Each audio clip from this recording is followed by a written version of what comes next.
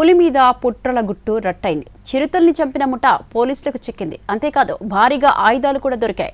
నిజామాబాద్లో సంచలనం సృష్టించిన కేసు వివరాలు మీకోసం. మంగళ్య షాపింగ్ మాల్ ఇప్పుడు దిల్సుఖ్ నగర్ మెయిన్ రోడ్ లో జూలై 17న గ్రాండ్ ఓపెనింగ్. కారడవిలో స్వేచ్ఛగా తిరిగే 2 చిరుతలు వేటగాళ్ల ఉచ్చుకు చిక్కాయి. తర్వాత వారి చేతిలో దారుణంగా హతమయ్యాయి.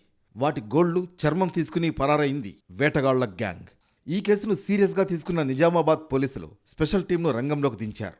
భీమ్గల్ మండలం దేవక్కపేటలో అటవీ ప్రాంతంలో అనుమానాస్పదంగా తిరుగుతున్న 10 మందిని అదుపులోకి తీసుకుని ప్రశ్నిస్తే అసలు విషయం బయటపడింది. వారి నుంచి భారీగా నాటు తుపాకులు కూడా స్వాధీనం చేసుకున్నారు. దేవక్కపేటలో ఓ చిరుతపై విషప్రయోగం చేసి చంపేశారు. మరో చిరుతను వలలో బంధించి చంపేసినట్లు తేలింది. తర్వాత చర్మం, గోళ్లు తీసుకుని మాయమయ్యారు.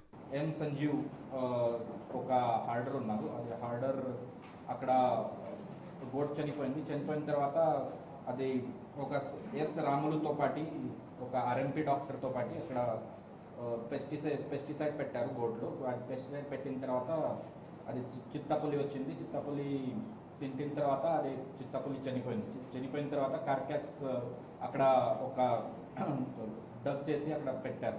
నిజామాబాద్ కమిషనరేట్ పోలీసులు, అటవీ అధికారుల జాయింట్ ఆపరేషన్లో వేటగాళ్ల ముఠా గుట్టు రట్టయింది. మరోవైపు జిల్లాలో అదృశ్యమైన పెద్దపులి జాడ కోసం గాలింపు కొనసాగుతోంది. దాన్ని వెతుకుతున్న క్రమంలోనే చిరుతల వేట బయటపడింది. వాళ్ళ యొక్క పొలాల్లో అడవి పందులు పట్టుకోవడానికి ఉచ్చులు బిగించడం జరిగింది. దాంట్లో చిరుతపులి చిక్కితే దాన్ని చంపడం, దాని తర్వాత దాని గోర్లు, దాని తోలు తీసి దాన్ని అమ్మడం చేశారు. దాని మీద ఫారెస్ట్ డిపార్ట్మెంట్ కేసు పెట్టడం, రిజిస్టర్ చేయడం జరిగింది. ఎవరైతే కొన్నారో వాళ్ళు కూడా శిక్షార్హులు, వాళ్ళు కూడా పట్టుకోవడం జరుగుతుంది. అట్లానే ఆ చిరుతపులి తోలుని పక్కన పాడుబడిన బావిలో పడేస్తే తీయడం కూడా చేసి దాని తర్వాత ఐడెంటిఫై చేయడం జరిగింది. అభయారణ్యంలో గతంతో పోలిస్తే ఇటీవల పెద్ద పులులు, చిరుతల సంఖ్య గణనీయంగా పెరిగింది. వాటి సంరక్షణ కోసం ప్రభుత్వం ప్రత్యేక చర్యలు చేపడుతోంది. ఎవరైనా పులులను వేటాడితే చర్యలు కఠినంగా ఉంటాయని హెచ్చరిస్తున్నారు అధికారులు. అటు కనిపించకుండా పోయిన పెద్ద పులి కోసం అన్వేషణ కొనసాగుతోంది.